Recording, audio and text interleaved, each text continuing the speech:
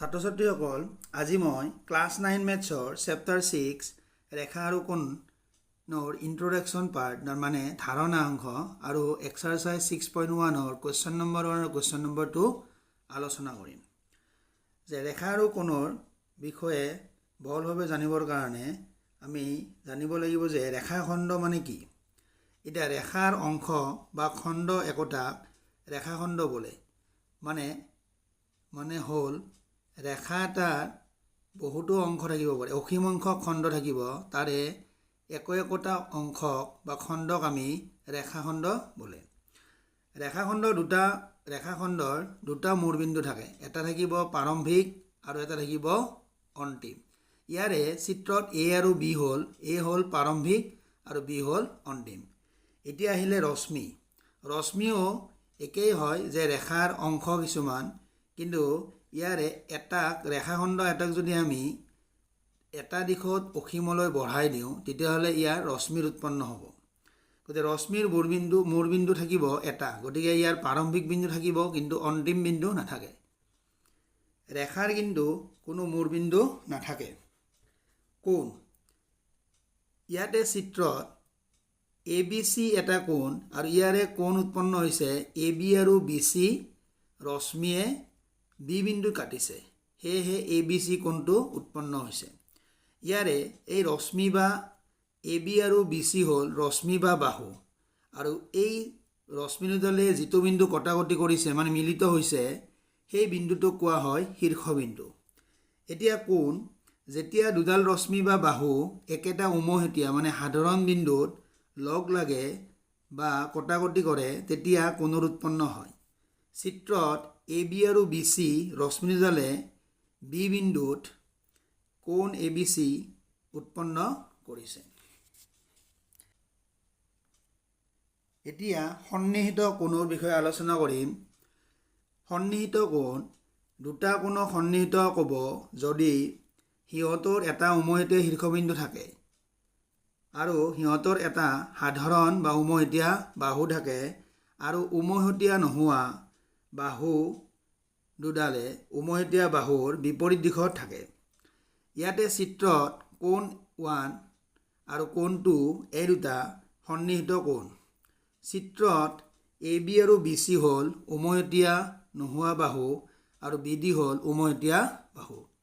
এতিয়া কোণ 1 কোণটো উৎপন্ন হৈছে এ বি আৰু বি ডিয়ে বি বিন্দু কটাকটি কৰাৰ ফলত, মানে কোণ 1 কোণটো উৎপন্ন হৈছে এ বি আৰু বি ডি ৰেখাখণ্ডই বি বিন্দুত মিলিত হোৱাৰ বাবে, আৰু কোণ 2টো উৎপন্ন হৈছে বি চি আৰু বি ডি ৰেখাখণ্ডই বা বাহুৱে বি বিন্দু কটাকটি কৰাৰ ফলত।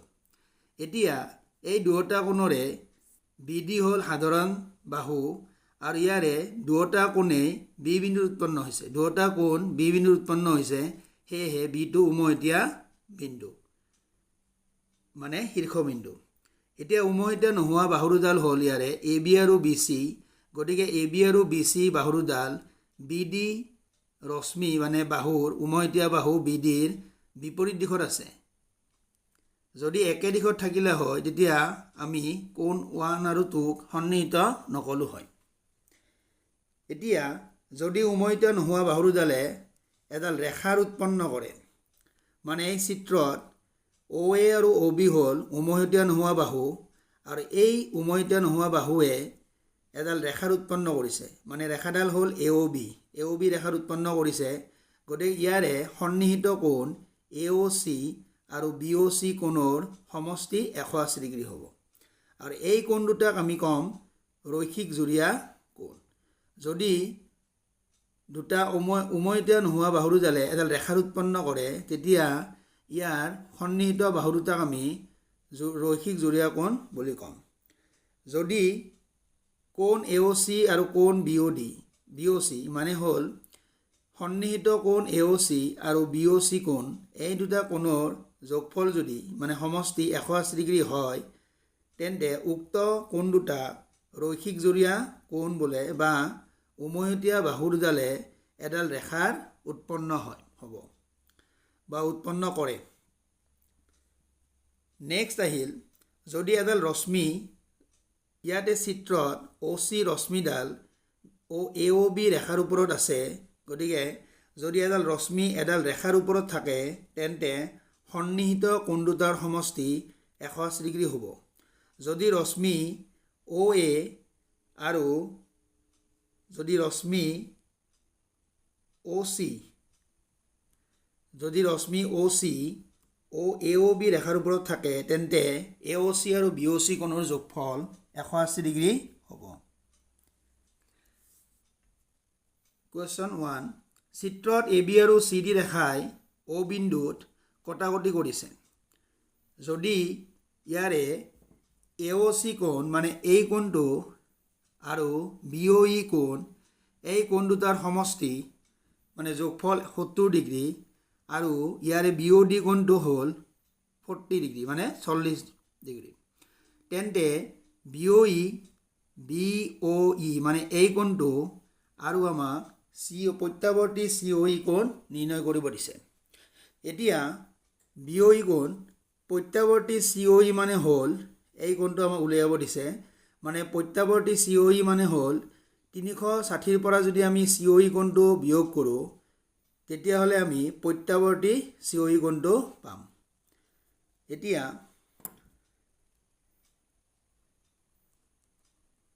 সলিউশ্যন আমাক দিয়া আছে যে ইয়াৰে BOD কোণ কাৰণ যেহেতু AB আৰু CD ৰেখাই AB আৰু CD ৰেখা দুডালে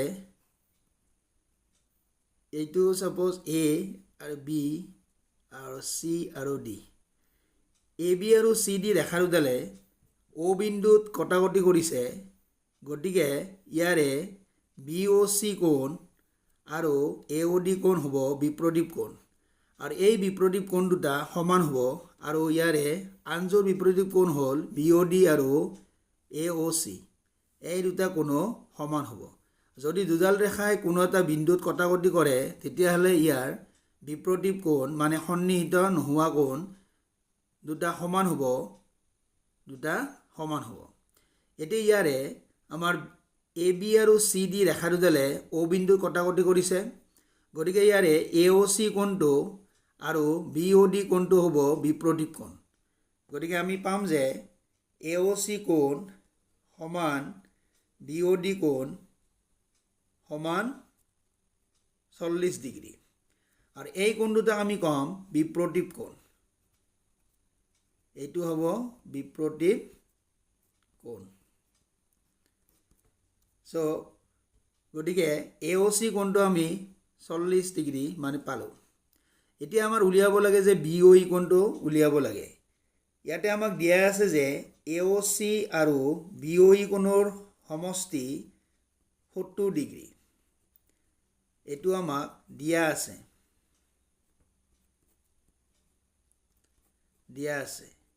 এতিয়া AOC কোণৰ মান আমি পাইছোঁ যে 40 ডিগ্ৰী প্লাছ যোগ BOE সমান 70 ডিগ্ৰী মানে 40 ডিগ্ৰী যোগ BOE সমান AOC।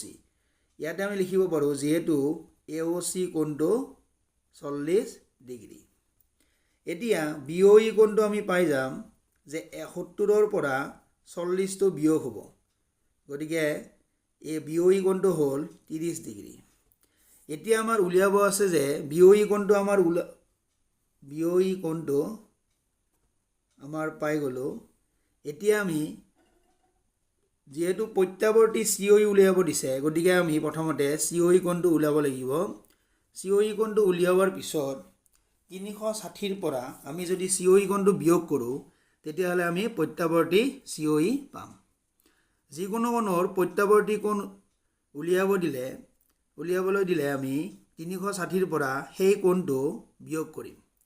গতিকে COE কোণটো আমি পাম যে এই কোণটো AOC আৰু ইয়াৰে BOC এই কোণটো AOC কোণ আৰু BOC কোণ এই কোণ দুটা হ'ল সন্নিহিত কোণ। গতিকে AOC প্লাছ BOC এই কোণ দুটাৰ সমষ্টি হ'ব 180 ডিগ্ৰী আৰু এই কোণ দুটা হ'ল সন্নিহিত কোণ আৰু এই কোণ দুটা এডাল ৰেখাৰ ওপৰত আছে। গতিকে এই কোণ দুটাক কোৱা হ'ব ৰৈখিক জুৰীয়া কোণ। ৰৈখিক জুৰীয়া কোণ। এতিয়া আকৌ AOC যোগ BOC আকৌ দুটা কোণৰ সমষ্টি হয়। গতিকে BOC কোণৰ দুটা কোণ সংলগ্ন হৈ আছে। ইয়াৰে এটা হ'ল BOE, ইয়াতে এটা হ'ব BOE আৰু আনটো হ'ব COE ইকুৱেল টু 180 ডিগ্ৰী। এতিয়া AOCটো হ'ব AOC আৰু BOE এই কোণ দুটাৰ সমষ্টি আমাক দিয়াই আছে 70 ডিগ্ৰী যোগ COE সমান 180 ডিগ্ৰী। এতিয়া COE কোণটো হ'ব COE সমান 180ৰ পৰা 70টো আমি বিয়োগ কৰিম, তেতিয়া পাই যাম যে 110 ডিগ্ৰী। এতিয়া আমাক উলিয়াবলৈ দিছে যে প্ৰত্যাৱৰ্তী COE সমান আমি যিকোনো কোণৰে যদি আমি প্ৰত্যাৱৰ্তী উলিয়াবলৈ দিয়ে তেতিয়াহ'লে আমি 360ৰ পৰা উক্ত কোণটো বিয়োগ কৰিম। গতিকে ইয়াতে দিছে আমাক প্ৰত্যাৱৰ্তী COE, গতিকে 360ৰ পৰা আমি COE কোণটো বিয়োগ কৰিম। এতিয়া 360ৰ পৰা COE কোণৰ মানটো পাইছোঁ আমি যে 110 ডিগ্ৰী। 360ৰ পৰা 110 গ'লে থাকিলে 250 ডিগ্ৰী। গতিকে প্ৰত্যাৱৰ্তী COEৰ মান হ'ব 250 ডিগ্ৰী আৰু BOEৰ মান হ'ব 30 ডিগ্ৰী। 2 নম্বৰ কুৱেশ্যনত দিয়া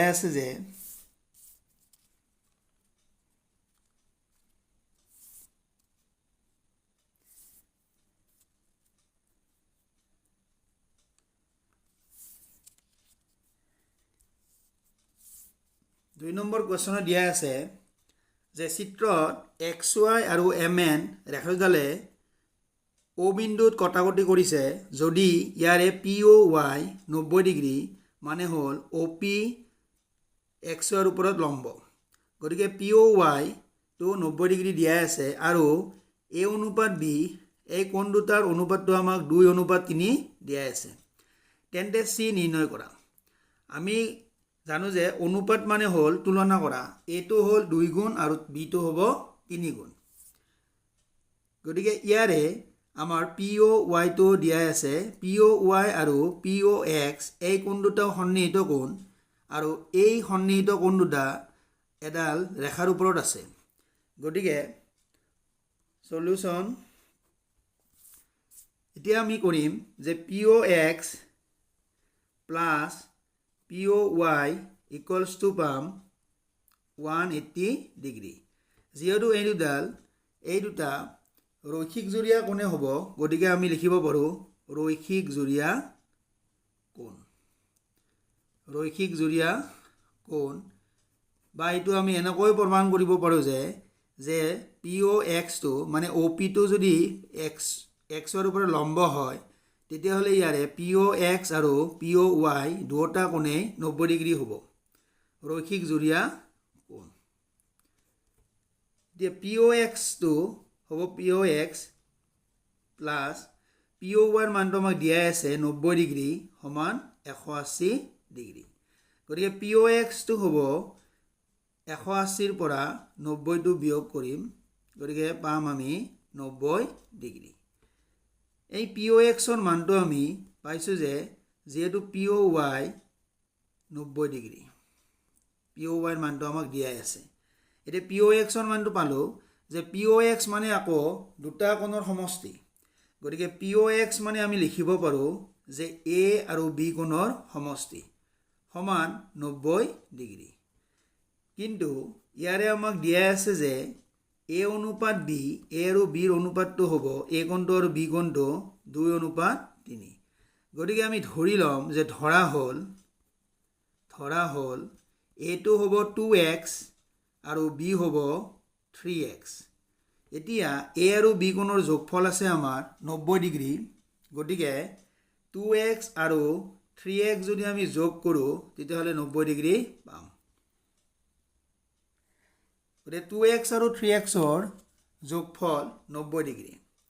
2x আৰু 3x যোগ কৰিলে পাম আমি 5x সমান 90 ডিগ্ৰী। x ইকুৱেল টু মানে x সমান 90ক আমি 5ৰে হৰণ কৰিম, এইটো পাম যে আমি 18 ডিগ্ৰী। এতিয়া a কোণৰ মান হ'ব 2x মানে হ'ব 2 ইনটু 18 ডিগ্ৰী হ'ব 37 degree 36 degree. b equal to আছে 3x, গতিকে 3ৰ লগত আমি 18টো বিয়োগ কৰিম বা পূৰণ কৰিম, মানে xৰ মানটো 18, গতিকে আমি 3 ইনটু 18 মানে 18 3 গুণ 54 ডিগ্ৰী হ'ব।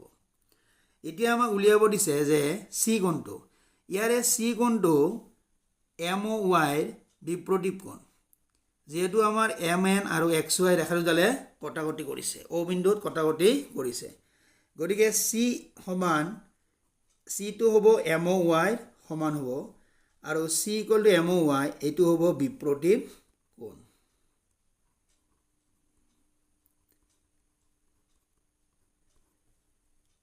MOYটো আকৌ দুটা কোণৰ সমষ্টি হয়। MOY কোণটো দুটা কোণৰ সমষ্টি। ইয়াৰে MOY দুটা কোণ আছে, ইয়াৰে এটা হ'ব A, এটা হ'ব A আৰু আনটো হ'ব POY। গতিকে A মানে হ'ল A মানে পাইছোঁ আমি 36 ডিগ্ৰী আৰু POYটো আমাক দিয়া আছে 90 ডিগ্ৰী। গতিকে দুয়োটা কোণৰ যোগফল হ'ব 126 ডিগ্ৰী। গতিকে চিৰ মানটো পালোঁ আমি 126 ডিগ্ৰী। আজিৰ ক্লাছ ইমানতে সমাপ্ত কৰিম।